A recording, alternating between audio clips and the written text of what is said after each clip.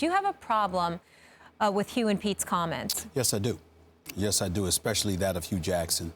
And I'm very, very fond of him as a person. Had the pleasure of meeting him, interviewing him, and talking to him on several occasions. I root for him all the time. I just think that he's good for the game of football. But I heard a football coach, and there's no crime in that. But obviously, these issues transcend the world of sports. And because of people who were willing to take on challenges like this to make sure we made the world a better place, that's why Hue Jackson's a head coach in the National Football League today. And so because of that, recognizing that reality, for you to aspire that not be something that you have to deal with now that you are an African-American head coach in the National Football League, I felt was a bit disappointing. Such a good point. He's a good man. I believe he's a good coach despite that 1-15 season last year. If you don't have any talent, which you're supposed to do, I believe that ultimately he's going to be a successful coach in the NFL. And I'm quite sure he knows some degree of his history.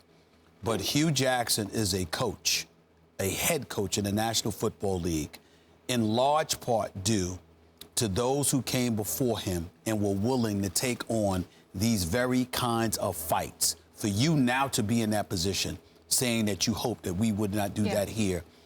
Obviously, he's alluding to kneeling for the national anthem, not everything else. There are some things I'm sure he doesn't mind guys fighting. But this is a part of that. And this is a moment, and I would have liked to have heard something else from him specifically. I think those are terrible comments on two levels. One, I'm a big fan of him as a coach, by the way. I thought, like, when he got to Oakland, it's like, oh, boy, here comes the offensive line. And by the way, sure enough, right? How the Bengals doing now? How the Raiders doing now, right? I think he's an excellent coach. That comment I have a real problem with on two levels. One, a lot of times a football player will make a comment about, or any athlete in a major American team sport, about some political issue, and I'll roll my eyes. And I have to remind myself, the amount of time they had to devote to their profession. It's like the movie Searching for Bobby Fischer, right? Did they want the kid to be a chess prodigy or a normal, well-balanced kid? They chose normal, well-balanced kid, couldn't be the best chess player in the world, right? To achieve at that level, level of NFL head coach, et cetera, you have to devote so much time of your life to that pursuit.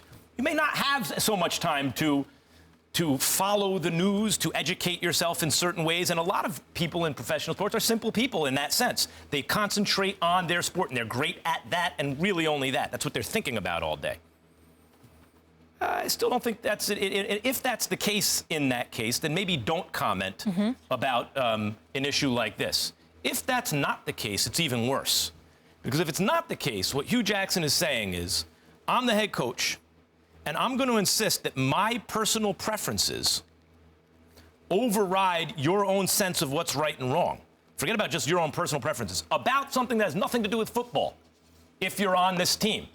And the subtext is, of course, we all feel this way, right, guys? So if someone does this is really out of the ordinary.